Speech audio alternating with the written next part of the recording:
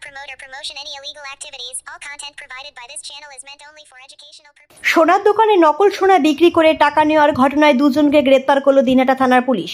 আসাম থেকে আসা এক দম্পতি দিনহাটার বলরামপুর রোডের এক জুয়েলারি দোকানে গিয়ে তাদের 27,000 টাকা খুবই প্রয়োজন বলে জানান। পরিবর্তে তাদের কাছে থাকা একটি হলমার্কযুক্ত সোনার আংটি দেন। দুষ্কৃতীদ্বয় টাকা নিয়ে বের হওয়ার সময় দোকানদার আংটি পরীক্ষা করে দেখেন সোনাটি নকল।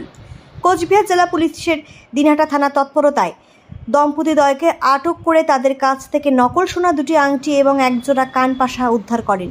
ধৃতদের গ্রেপ্তার করে নির্দিষ্ট ধারায় মামলা রুজু করা হয়। ধৃতদের আজ আদালতে তোলা হয়। আদালতে তাদেরকে 3 দিনের পুলিশ রিমান্ড দেয়।